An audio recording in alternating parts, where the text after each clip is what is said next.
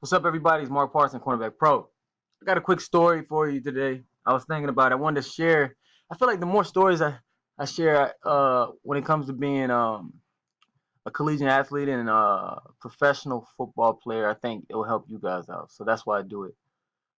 All right. So this is a Detroit Lions experience for me. So this would happen. I'll speed through the draft day. I think it was what 2009. 2009, supposed to get drafted early. Oh yeah, by the way, this is gonna help you with like just dealing with adversity, man. Everybody goes through it. I don't care who you are. Everybody has that day. Even the greatest among you. Talking about like prime time and Peyton Manning. These guys got cut. Okay, these guys got cut from their team at one point, and it didn't feel good to them. Trust me. Because when you get older, the thing is, you never feel like just for you young guys, especially when you get older, you don't feel like, oh, well, I did my time, so no, you feel you like, man, I can still compete. I feel like I can still play. That's competitive guys. So I just want to give you a heads up. But anyways, so I didn't get drafted, right? I was supposed to get drafted. I was selected to get drafted like early. Like teams, see what happens is this: when you when you're what's the word? When the scouts are looking at you before the draft, so while you're just working out all-star games before the combine, what they do is they fly you out to the facility. So like just like kind of like college official visits. They'll contact you, say, hey, we want to fly you out, meet you, talk to you, yada yada yada. So I had the Colts, the Lions, and the Texans fly me out before the draft, before the combine. No, after the combine. This is before the draft. And my experience with the Detroit Lions, the facility is pretty dope.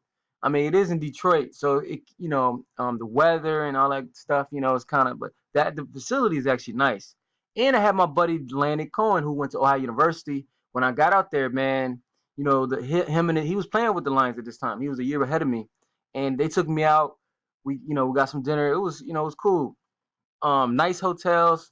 So we get there and it's amazing. Like they're like, hey, they're talking to you like you're almost like a recruit in college. Like, hey, Mark, yada yada, and you're kind of selling yourself at the same time too, you know. So fast forward, didn't get drafted, didn't even get picked up undrafted free agent. So imagine feeling like, yo, I'm supposed to. I thought I was gonna get drafted. Now I don't even have a contract at all.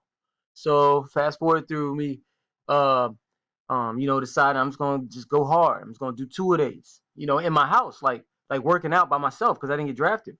So, like a week later, when I started working out, I get a call from my agent and it was like, hey, well, the Detroit Lions rookie minicamp, they want. Now, here's what rookie minicamp is. Obviously, they want to get their guys caught up to speed, learning the plays, and then really see how they are.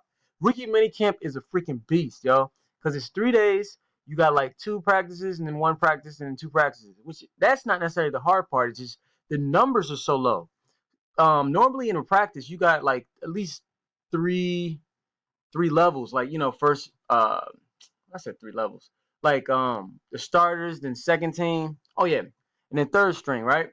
Well, in rookie minicamp, it's like just you and there's like two levels. You know what I mean? So it's like, and they're going rapid fire, rapid fire. So it's a beast work. But I was in shape, But anyways, I got there in Detroit, and this is one of the things mentally where I was bitter for like years against Jim Schwartz. I think he's the Eagles DC now, and just that whole experience, man. And I want to explain it to you, like, so how you deal with like adversity, how you deal with like just dealing with people, man. Um, so I get there, rookie mini camp. They got their guys who are drafted. Their guys are drafted, and they treat them like kings, man. They treat us like dirty walk-ons. You know what I'm saying? They the drafted players sit in the front, we sit in the back, and I'm like, oh my god, this is crazy, you know. But it's part of the game. So um, I get there, they don't even know my freaking name. They put the wrong name on my paper. They was like Mike Parson, right? My name's Mark. I was like, how do you don't know my name? They brought me in on official visit, but I was like, all right, that's cool. So I get to the Detroit Lions, the DB coach room. So I'm like, I'm from military school. You think about it. So I'm like, yes, sir. I listen with my eyes. I'm attentive. I nod my head up, say, yes, sir. I get there, the dude, I forgot, I don't even know the dude's name. It was a black guy, bald head, light skinned cat, right? And he was like, oh, He was like, oh, you one of those guys that went to prime you. So a lot of people think, oh man, you went to Deion Sanders camp. Like a lot of people hate on Deion, yo, especially like those guys who wish they played in the NFL. And then you got Deion Sanders, a Hall of Famer, and flashy guy back in the day. This guy was like, oh, and you can look him up, 2009 DB coach, bald head, light skin. I don't even know his name. He was like, oh, you one of those guys who went to prime you, where Deion said touch the ground. I don't like that. I don't. So I'm like, imagine me, my first day, man. I just want to prove myself, and this guy's talking about Deion. I'm like, bro, what that got to do with me? You know? So that left a bad taste in my mouth, and he was still talking trash about, oh, y'all do this and y'all do that. Well, I don't teach that. I'm like, okay, well, teach me what you know. What's the point of you coming at another man? Why you even got another man name in your mouth from the jump? So that's the emotions that I'm feeling, right? And this is the coach who I got to prove myself. So, but the thing is, I don't say anything. I say yes, sir. You know, and sometimes you got to do that. Sometimes you got to bite your tongue. It's a time and place for everything, right?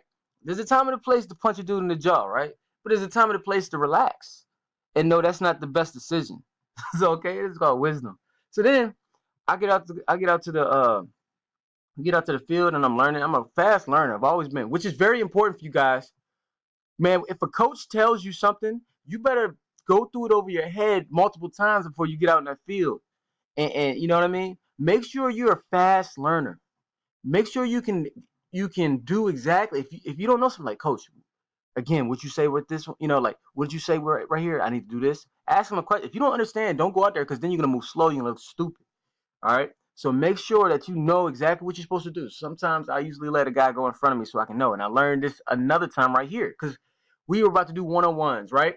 So I want to show that I'm excited for one-on-ones. That's how I boost myself up. I start jumping up and down, like not, just kind of like bouncing. That's a better word for it. And I'm like, yeah, let's go, let's go. And I'm about to do one-on-ones. And Jim Schwartz says this, okay? And everybody heard him. He's the head coach at this time. Jim Schwartz is like, he's like, he said, I want everybody to play press man. No, we don't have pads on. So I was like, you want to play press man? He's like, yes. So I was like, okay. So first time, I'm like, I'm gonna be the first one out here. And I do press man. Man, this dude dog cussed me out, man. He was like, didn't I just say nobody's gonna do press man? So I was like, wait, what? Because I pride myself being a good listener. I look at my DB coach, the same guy I was talking to you about earlier, who said that stuff about Deion. I look at him and said, Coach. I said, did you hear him? My coach just shook. He just kind of put like his shoulders up like that, Yeah, he did say that, but he didn't stand up for me. But like, hey, coach, I thought you said you're gonna do press man. He just let me take it. You know what I mean? And I'm here trying to prove this. I'm fighting for my career. You understand what I'm? So he dog cuts me out. So now I got to keep my confidence throughout the whole practice, and I do, and I did well. There's even an article. If you look up Mark Parson, Detroit Lions, there's an article about me performing well at the rookie minicamp. With nobody, you know, they didn't keep me, and I was so pissed off. Now the question is, what did I do with that frustration? Man, I said, look, I'm going to get in this league, and I'm gonna I'm gonna play these jokers. I'm gonna kick their ass. All right, that was my mindset. I was so mad, bro. I don't think it was so. Looking back, it's funny now, but I was mad, and that's part of the game. Sometimes you're gonna be mad, but how do you react when you are mad? Do you improve? Do you get better? Are you gonna use that frustration? You're gonna turn that negative into a positive, and that's what happened, man. So I went home. I was pissed off, and I just used that motivation. Every time I worked out, I was like, man, I'm coming for them. I'm coming for them. And then that's when I got picked. That's when I got called by Rick Smith, the GM, the Houston Texans, and said, "Hey, Mark, we're gonna bring you in a tryout." And you already know the story. I think I already posted a video about that. And I made the Texans. And then you know what? You never know. Life is very complex sometimes, and it can be simple at others. You never know how this experience is gonna help you, because that rookie minicamp was a beast. But they ran this. The defensive coordinator was cool with the defense coordinator of Houston Texans, and they ran the same. They did the shuffle technique. They ran the same style defense. We played a lot of cover 2 and cover 4 and press man, and we used to shuffle out. So when I got to the Houston Texans, I'm an undrafted rookie free agent, right? They signed me, but I've already experienced fast-paced NFL. Well, I say NFL ball, but fast-paced NFL practice using the same techniques. So I was like, yo, we were doing this in Detroit for those 3 days. So when I got out there, they're like, yo, Parse is all right. That's what they used to call me, Parse. So I just wanted to share that with you. It was like, okay, sometimes it's gonna be tough, right? And I think I would have handled it maybe a little bit differently now. But I was a young guy, man. I was probably like 21, just like you guys, who when you going into the league or whatever. So I feel like maybe I would handle it a little bit differently. But the point is, I did use that as motivation. But I was bitter against Detroit Lions for at least shoot. Now I don't really care. I'm 31, so there's some years. Now I don't really care, but I was bitter for some time. Every time I see Jim Schwartz, I'll be like, you mother scrounger. You know what I'm saying? So, obviously he don't remember me. He don't remember that time. But I had a vendetta to destroy the Lions. And that year I think they like won one game the whole year. So it all worked out. We almost went into the playoffs with the Texans, and it got activated to the 53-man roster. So you never know what's gonna happen, man. You just gotta always feel good about what you're doing and improve, and you learn how to turn what you think are bad situations, turn them good, man. Just use it as like 50 Cent said. I forgot what song it was. He said, like the fire needs the air, I can't burn unless you're there. Sometimes you got to use that energy and turn it into a different a different beast for you, man. All right. So I just want to give that story. Sometimes it's like that. You guys gonna go through it. Everybody does. You gotta understand that. You like, well, my coach doesn't like me, or this and that, or I don't. Man, look, everybody goes through that. Tom Brady. Let me say something about Tom Brady. There's an article about Tom Brady. His dad said it's not gonna end well for Tom. No, Tom Brady he is the best quarterback of all time. Okay, I don't care what you say. Tom Brady is the best quarterback of all time. He's so competitive. One of my friends told me, it was like, yo, he won't let anybody else get any reps in practice because that's how he got his job. When Drew Bledsoe was the man, came in and he won a Super Bowl. He was like, nah, I know how I got it. So as he's getting older, he's still balling, right?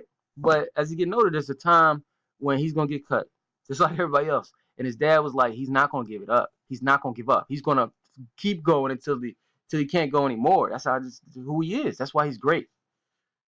So it's just a time and place. There's ups and downs in life, and depending on your attitude towards it, it can always be up, even though the tide changes. So that's my 2 cents on my experience. Hopefully this helps you, because you be surprised. Like a majority of this is mental, man. I tell you guys about what to do physically because I got the running program. I got the inside of that. I got the how to go pro. I got the grading scale. There's a lifting plan in there. There's a nutrition. There's all that stuff, man. But at the end of the day, mentally, you're gonna have to be there. You're gonna have to be strong mentally. You feel me? That's how you're gonna make it, and that's how you're gonna keep it. Cause it's not like you just made it. Oh, it's not that moment where I just made it. Yeah, I made it. No, it's every day you gotta make it again. You know? So that's a good thing about life though. All right, guys, hit me up, cornerbackpro@gmail.com. Get the program. It's January 25th, 2018. Off season, I mean, this is when you gotta grind. This is when you gotta work, put in the effort. So I want to give you exactly what I would have you doing if you were here. There's one thing if you were here in Richmond, Virginia right now, that's where I am, training guys. Right? If you were here, I'd just tell you what to do. You guys in other countries and all over the other place, hey man, you gotta get it in you. You gotta get the program. You gotta know exactly what I would do, and you will improve. I'm telling you, you will. All right, peace.